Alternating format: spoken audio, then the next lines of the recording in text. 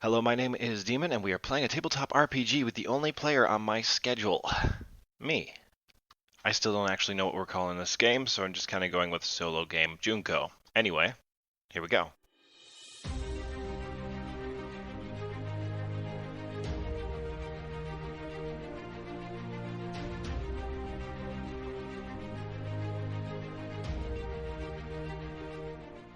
It is feeding time. Junko looks over at the guy next to her, and in that single slang word that means, well, shit, says, tip. And pretty much the moment she says that, several gates come open along the sides of the arena, and a creature runs out. And when I say a creature, what I mean is six creatures, one from each gate. These are large bipedal lizard-like creatures. If you can think of a velociraptor, though not actually a real velociraptor, like the ones in Jurassic Park. So, 6 foot tall, slightly bobbing heads, large killing claw. They seem to acknowledge each other with their own little hoots and whatnot, and then they basically form into a pack and start circling this group. And before we roll initiative, we get to make a different roll. And when I say roll, I actually get to roll because I found my dice. Alright, that is a 9 on a d10. Our chaos factor is 6. We had to get 6 or lower in order to have an interrupt scene or whatnot. So, it is a normal scene. Another thing we need to do before initiative is I need to roll a bravery check for all of these non-combatants. Which does remind me I forgot to go through Junko's personality stuff. So, let's hit that quick.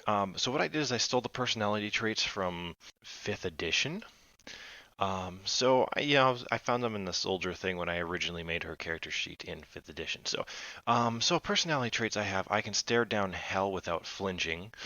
I face problems head on. A simple direct solution is the best path to success. Those were pulled from the soldier background in 5th edition, which seemed to really make sense. Ideals, and this one's slightly altered to fit her backstory. Independence: when people follow orders blindly, they embrace a kind of tyranny. And I have bonds. So in this is going to be a bit modified. Bonds are going to have somewhat of a mechanical function to them. In this case, she has a shattered bond, which essentially means it's kind of fading away, and there's no way to replace it. Survivor of the Bloody Plains. So she'll get like a +2 with all checks involving people from the blood who will survive the Bloody Plains, which is the battle that they lost and she ended up becoming a slave or being sold off. Flaws: someone betrayed us. I can only trust myself. I'm sure that will come back to bite her in the ass. There, that taken care of. We can get back to the bravery checks for all these people. Now, they're not rolling with a really high number here. I'm only going to roll the first one, then I'm going to go through and I'll tell you what the results were. Oh, somebody got a nat 20. Oh, cool. Well, it just so happens that the first guy on my list is the guy standing next to Junko and translating stuff, so that's cool. Okay, so I just went through and rolled all the bravery checks for all the people, and holy shit. First of all, I got 1, 2, 3, 4 threes. So that doesn't bode well. The DC was 16. Basically, if you failed, you got a -2 to everything due to fear. And if you failed by 5 or more, you ran. I'm seriously considering changing that so that if you failed by 10 or more, you ran, just to have like another 2 people stick around. You know what? I think I'm going to do that. Otherwise, it's going to be stupid short. So changing that single factor so that if you the failure was 10 or more means that 4 people actually stuck around. Oddly enough, all the females are still here. The tiefling is still here. And the guy who is translating for her and the orc both got nat 20s. So that's interesting. I technically have to go to work right now, but when I get back tomorrow, we'll start off initiative. Okay, I am back. I have rolled initiative. The Raptors have a 21, Junko has an 8, and those who flee have 7. So yeah, that sucks. Hey, on another note, if the guy who is translating for Junko survives this encounter, he's gonna need a name. So if you want to suggest a name for this guy, he is Inorian, so stick with your Chinese, Japanese, Korean sounding things, and they don't have to be consistent, right? He can have a Chinese first name and a Japanese last name. That's perfectly fine. But yeah, leave that in the comments, and maybe I'll pick one of those instead of having to randomly generate one. So Junko will see these things coming. She'll ready her shield and say, "Form a semicircle. Shields out. Behind that is spears. We are going to back up slowly towards the wall." So the guy who does not have a name yet turns around to translate those orders. Form semicircle, shit. As over half of this group is fleeing for their lives in an arena they can't escape, leaving only Junko himself, the orc, and the 3 girls who just randomly happened to pass the check. Which is crazy speaking, it was all done randomly. Like I had them all lined up due to like what item they were holding, and it is all the girls who passed and all the guys who fled. So the Raptors get to go first, and they have this thing called Pounce. When a creature with this special attack makes a charge, it can make a full attack, including rake attacks if the creature also has the rake ability. Now this creature does not have the rake ability, but it moves at 60 feet. Its speed is 60 feet, which means that it can move twice that and basically eat a guy. So that's horrifying. So as these are hungry predators and they are saying easy fleeing prey, they are going to go ahead and attack, which basically they just kind of as a flock move and they kind of just go around the group that are still together and attack the guys who are fleeing. So this is fun. First roll is a miss, which is good. I need to mark that this guy is not dead.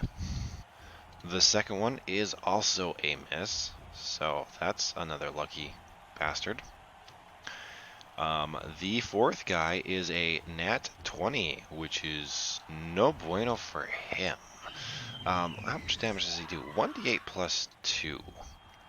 We need to confirm that crit though first. And that is a confirmation. Alright. What did I say is 1d6 or 1d8? 1d8 plus 2 says... Oh, wow. Only 1. So 3, that's 6 damage because it is a critical. That is actually terrible considering that this is a rather high AC thing, but that's the first attack. Minus 6 to you, so that guy's screaming. This guy's not being attacked by anybody, so good for him. Let's see, where were we? He gets hit, and he gets hit. That's fun. For some reason, I thought these things got trip as well, but that must be the actual raptor. Yeah, so I think, was it 1, 2, 3 guys are currently being eaten. That's fun. They should not have run. It is Junko's turn. Junko is controlling the group that is actually useful. There's only 2 people with shields now. The rest have spears, so she is going to realign and order a slow retreat. She's actually going to use an ability, but I have to look it up quick. She is going to use the Tactician ability granted to her by her Drill Sergeant archetype, which is going to allow her to grant a feat, and that is going to be the Stick Together feat, to all allies within 30 feet who can see or hear her. Allies retain the bonus for 3 rounds plus 1 round for every 2 levels of this level. That would be 2. So 5 rounds. Allies do not meet the okay, that's fine. Yeah. So basically what's going to happen is She is going to reset. She is going to order. Everybody moves when I move, and you move exactly according to me. And, her translator person will translate that. Let's go ahead and throw all these people in line. And I guess this is now going to become a mission to save some of the people who are not currently being eaten. Those who flee. All right. So there's 2 people who are currently not being eaten. I'm going to give them a 50. I'm going to give them a 50-50 chance that they run back to the group. I have a copper coin. On one side is the world. On the other side is gears. Gears mean I'm thinking about going back to the group. Oh. I don't know if you can hear that. That is gears. So the first guy is going to flee back to the group. And that is the world. So the other guy is going to continue fleeing to horrible places. That would be you fleeing the horrible places. You are probably going to die. And it's the tiefling who is going to come back to this group. Yay. And he's going to hide behind them, like the coward he is. I gotta go to work. Just... Well, I've realized I made a mistake. I missed one of the raptors. He would have easily gone for the guy who's currently running, so we'll just go after that. Oh, crap. Hey, this is kind of hard to record when you got a cold and your voice keeps going in and out. So here's a fun fact. It is the raptor's turn, and now that they don't have to run across the field, they can make a full attack action, which happens to be 2 talons, 1 bite, and 4 claws. So I'm going to roll that and see how many people live. So, due to the miracle of editing, I just went through and rolled all the attacks and damage for all the raptors, and nobody died. One guy's down to like 1 HP. Most people are down into the single digits. It is kind of horrifying. Each one's only being attacked by one thing. These guys are a little high CR for any of this people. This entire group is screwed. So yeah, the arena is filled with the sounds of raptors attacking and people screaming as they die. Wow, it is hard to talk. It happens to be Junko's turn. She happens to be close enough that she can get to this raptor who is currently eating this guy. And boy, is this raptor going to get a surprise. So Junko's turn is going to include her turn and basically everybody who follows along in the column who can actually strike out. So that's Junko, the guy who's been translating, and 3 of the girls. Now keep in mind, Junko has a -4. She's running a -2 for fatigue and a -2 for climate acclimatization problems. Everybody else has a -2, except I think they also have a -4 because none of these are combatants who can use a normal weapon. But I gotta look that up first. So Junko takes a strike. She manages to hit the thing, but her crappy spear that she had gotten from this place doesn't even poke through its hide. That does get its attention though, so son of a bitch. Everyone else stabs at it wildly and doesn't even get close. That's not going to go well for Junko. Those who run are going to try to flee, because it's literally the only thing they can do, but they can't actually outpace these freaking things. It is the raptor's turn. I've gone through the rolls and literally everybody dies. However, we have to decide on what the raptor that is currently trying to eat this it's a Talani guy doing. That's the one Junko's attacking. Now this thing's hungry. I am going to give it a roll. I believe that it is literally just going to drag its prey away screaming. And where's my mythic chart? I'm going to say it's very likely he's going to do that. That is an 86. Mythic chart says, let's see, very likely, chaos rank 6. No, he does not. He turns and attacks Junko. Well, that sucks for Junko. I realize I've made a mistake. Pounce allows the raptors to make a full attack action when they charge. I did not give him a full attack action. Everybody should have died a round ago. Oh well. So there's 2 people next to this raptor, Junko and the super helpful guy. I don't want to die, but is probably going to die. I guess evens, it's Junko. Odds, it attacks the other guy. It's evens. It's after Junko. Nat 1 versus Junko. That's good. 23 versus Junko's AC. That is going to be 9 damage as it is going to attack her. Let's see, -9. Alright, it gets another attack. This is his bite attack. 20 versus a C6 damage, so -6. Let's see, then it gets a D20 plus 0. And that is another nat 1. Junko got rather lucky. So she gets a bit scratched up, but she does have a shield, and she can push the damn thing off, and yeah, it is now Junko's turn. Oh, by the way, everybody's either screaming in the background or dying. Well, they're all dying. Everybody's dead except for this Talani guy who Junko just basically saved. Let's see if she can actually save him. After the next workday, I will see you tomorrow. I will see you tomorrow, I says. Well, that didn't exactly happen. I spent the next 2 days completely unable to speak. And then there was the weekend, and it is Tuesday again. And I can talk now, which is great because I have an interview tomorrow. Looks like we're at the top of the round with Junko, which does mean that everybody else along with Junko gets to go. I'm going to give her her roll while she rolled it too. With all her negatives, there's no way in hell she'd ever hit. But I get to go around and do everybody else. And fun fact, the orc gets to wander up. Or saunter up. Yeah, the orc gets to saunter up and make a swing. So let's see how that goes. Ooh, that's a hit. Ooh, that's good damage. So the orc, which has not said a single word. Let's see, 5, 6, 7, -3, so actually only does 4 damage. Sad. There's no way they can win against these things. But here we have an example of the modified rules where armor is actually a damage reduction.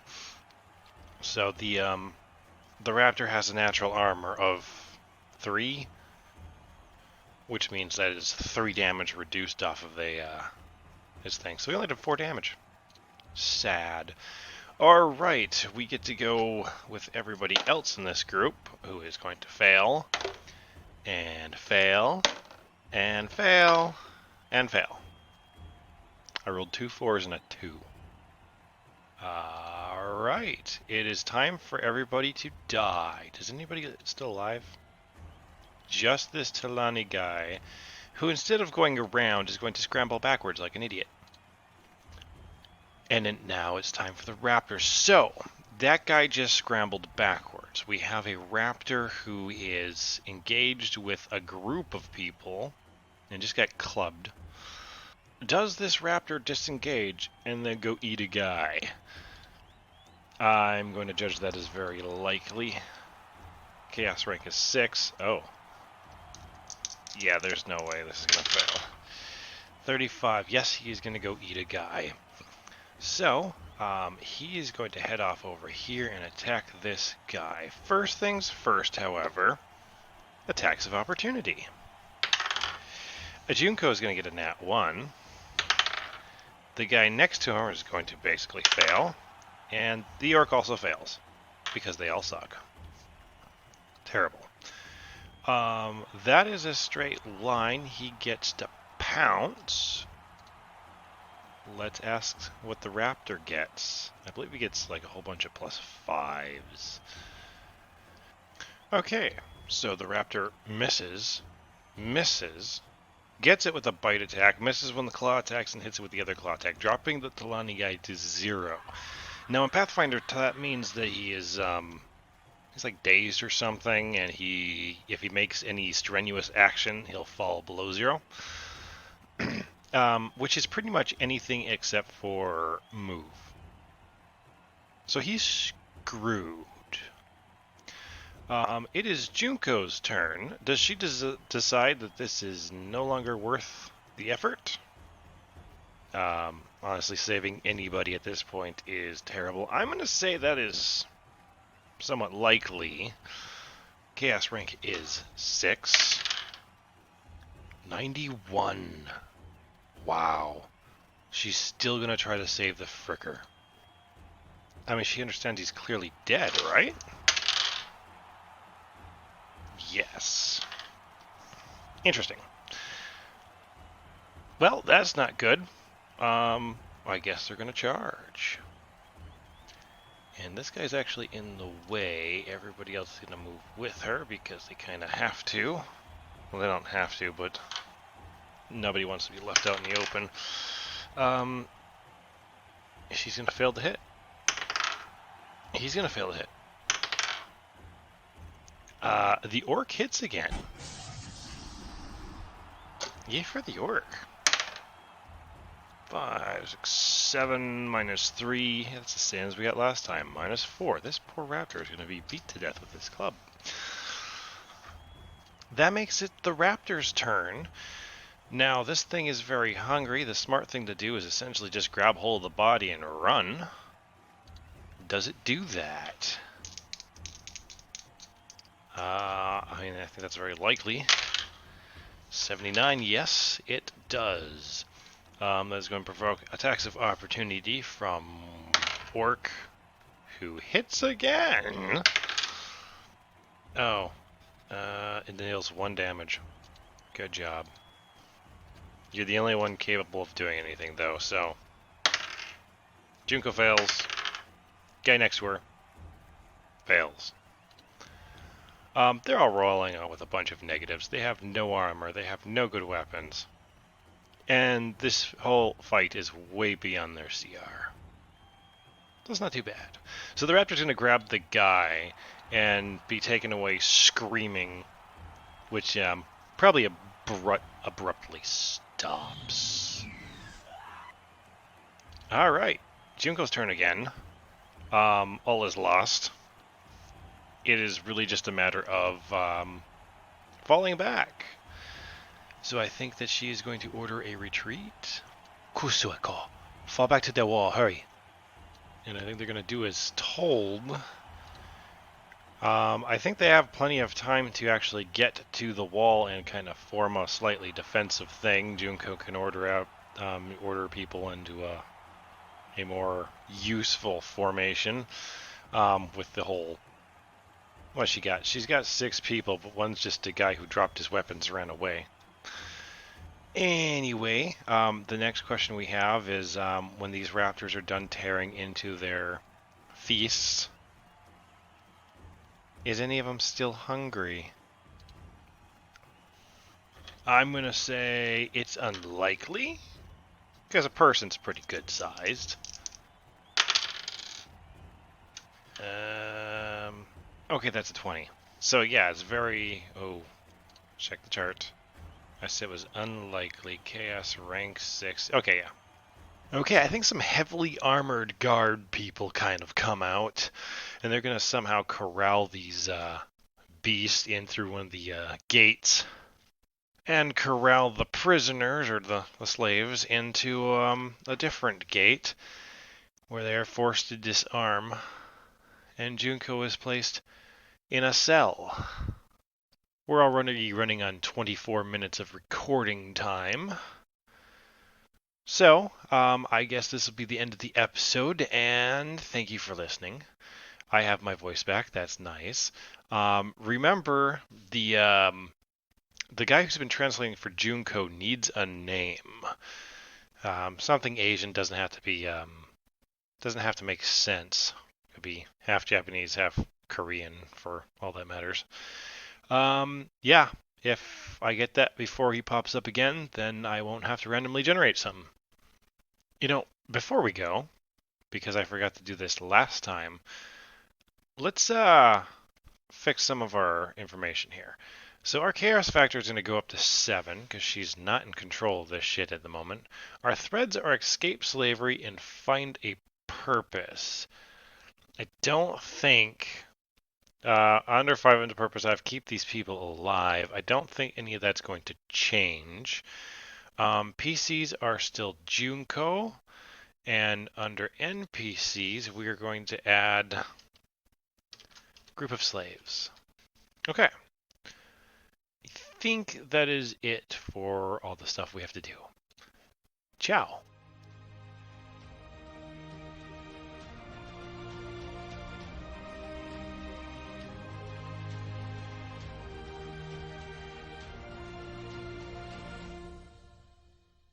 I'm afraid I'm going to completely butcher this name, but the background music in this episode was from Michael Gelfi Studios. Michael Ghelfi Studios. Check out their Patreon. There's a lot of cool shit.